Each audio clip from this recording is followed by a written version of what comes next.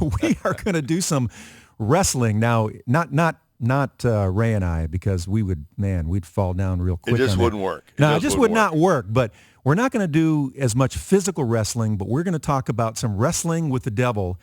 You're not going to want to turn the radio off, because this is an incredible true story of a world champion professional wrestler, his reign, ruin, and redemption. When I say his name, you're going to be instantly familiar with this guy. 3-time world heavyweight wrestling champion. He's held nearly every championship and title in professional wrestling. Prior to wrestling, Lex Luger played college and professional football, and Lex was the first to defeat Hulk Hogan on national TV. But something happened to him. 2006, we're going to get his entire story. In fact, the book that he's written called Wrestling with the Devil. Lex Luger. Lex, welcome to Today's Issues. Thank you, guys. Thanks for having me on. Lex, I was I mean, you blew up my social media an hour or so ago, because I put on there that you were coming to Today's Issues. We were going to interview you, and I got to tell you, Lex, you still got, it's been a few years since you've been in the ring, but you have still got a lot of fans around the country and around the world. I don't know if it's me, but definitely wrestling has a huge following, no doubt.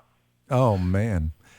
Well, you've got this book here, and there's a lot of people who may not even know your story behind growing up and what happened to you in 2006. So we're so excited to have you on and talk about what God has done in your life. And in this new book that you have, you actually begin when you were just a little, and you kind of bring us through what happened in 2006. Can you take us back to your growing-up years a little bit? Because I know you do that in the first part of the book. Well, yeah. I had a great upbringing, blue-collar town, Buffalo, New York, and found at a very early age that I loved to run and jump and play, and I was a little bit faster and could jump a little bit higher than the rest of the kids. So I pursued athletics. It gave me a sense of I think we all search for what we can achieve at, and I felt like I could achieve athletics. I got a lot of positive feedback from that, and ended up being a good high school athlete, and got recruited by all the big colleges in football, and ended up having a college football career on scholarship. And but had a great upbringing in Buffalo. Great parents. They were entrepreneurs, and I have very fond memories of growing up in Buffalo. So you played football, and I believe at the University of Miami, and and then on into the pros. So tell us, just walk us through your football career, because we want to get from there to how you got into wrestling. Jumped around a little bit in football. Went early on out of Miami. Part of my story, I got kicked out of the U, which was, kind of known as a renegade school back then. So a lot of people, well, how'd you do that? I tell them the story. I kind of nickel and dime them to death. A lot of discipline issues at the time, and because people go, "How did you get kicked out of the University of Miami?" And I somehow managed to do that, and then I went early, at a very young age, at 19, after the Canadian Football League for years, and went on to the NFL for a couple, and then USFL, 3 leagues in 7 years, and out of that, I was watching and saw that Hulk Hogan didn't grow up watching wrestling, didn't really know much about it, and Andre the Giant had broke the indoor attendance record. And I was like, for any kind of event, I go, wow, what's up with that wrestling thing? Because we always watched it, like it'd be on the locker room and go, man, look at that wrestler. We were entertained by it, but I never thought of it as a career option.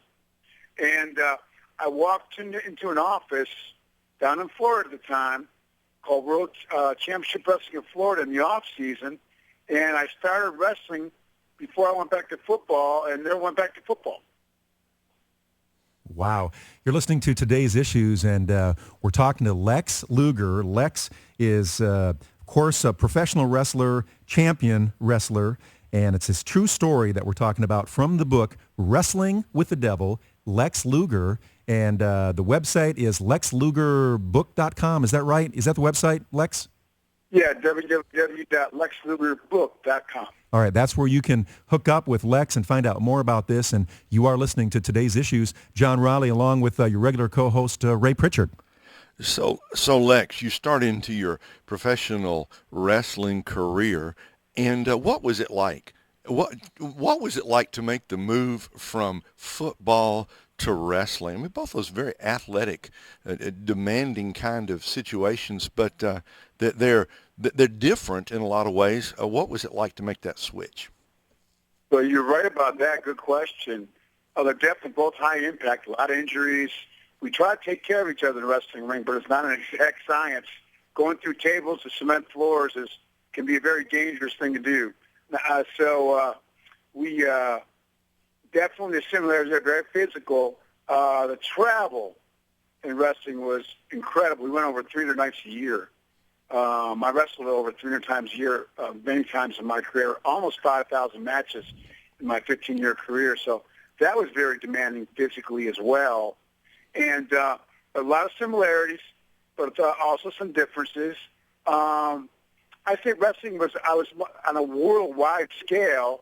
I sort of was able to toil in anonymity as a football player under the helmet as a lineman. But once you're in wrestling, it's really worldwide. It's global, and you're recognized almost everywhere. That was definitely a big adjustment for me and my family as well. So definitely, and more time away from home on the road versus the football. So it's kind of maybe, if that answers your question, so some of the similarities and some of the differences. Well, I don't want to jump ahead to 2006 too quick, but just sketch for us out if we had known you up close in those early wrestling years, spiritually, where were you spiritually? Did God figure in at all into your life at that point? No, I was spiritually dead, unfortunately. Grew up in a great home, great moral upbringing. When I speak to people, but I had no foundation. It was all in the sand, not the rock. So for me, I was all about science, evolution. I grew up with that in public school up in New York. And my part of my story really is my journey, my supernatural journey from first 47 years of my life in atheism to Christianity. Incredible. Well, Lex, what was it? I mean, you're talking about this journey. I mean, you're there. You're this champion wrestler. Obviously, there were some markers that came to your life that turned the road for you. What were some of those markers getting you up to a point of transformation? I mean, talking about atheism and some of these other things, what were some of those markers in your life?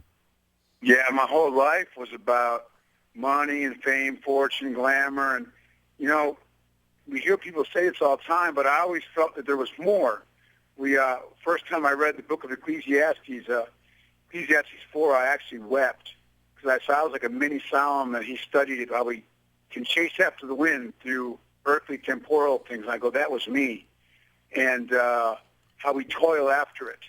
And there's never enough. We always covet more or envy others, compare ourselves to others. So I never could find enough, and I ended up leading to a double life. My wrestling career, all that was fabulous. Every time I was on top of the world making millions of dollars, and just wrestling fans are great. Wrestling was wonderful, but I was leading a double life. Behind the scenes, I had a wonderful wife and 2 beautiful children at home. I was on the road, was leading a double life with other women and drugs and alcohol, trying to find on that chase, even Solomon through parties, King Solomon, he said, I was trying to find satisfaction or that void I was in my life through other things that were taking down a very, outside of wrestling, a very destructive path. And I had some tragedy with every time I was leaving my wake-up call, I had a mistress in Atlanta. I go to in the book, and I got, she tragically died in my arms of a drug overdose, the life I was leading. We reap what we sow. We say, oh, well, people say, well, it's my body. I can do what I want with it when it comes to drugs and things. But we can dramatically affect those around us. And she was sort of like collateral damage in the life I was leading. And not to make light of it, but I really thought that would be my wake-up call. But things got worse from there. I went even more down the path of drugs and women and self-destruction. And really, in retrospect now, guys, to get closer to 06 here, in '05, at my very worst and darkest times of that self-destructive lifestyle, I had a dream where my greatest nightmare was always drowning. If I thought it was the worst way to go, I had the most vivid dream and vision of drowning in the bottom of a pond that I look back now, God woke me up out of. I actually ran. I was in a hotel room coming out of that dream to a Gideon's Bible in my room, but unfortunately it was in King James. I'd never read the Bible before, and I threw it against the wall, but I had the most vivid dream. I was drowning at the bottom of the pond. I believe now God woke me up out of that dream, and I was having a drug overdose in my hotel room. I would have ended up like so many other wrestlers found dead in a hotel room from a drug overdose. And looking back now, that was, I believe, I know when I get to heaven, I'm going to ask God if that was it, but I believe that was my spiritual awakening. We're talking with Lex Luger. He's the author of Wrestling with the Devil, the true story of a world champion professional wrestler, his reign, ruin, and redemption.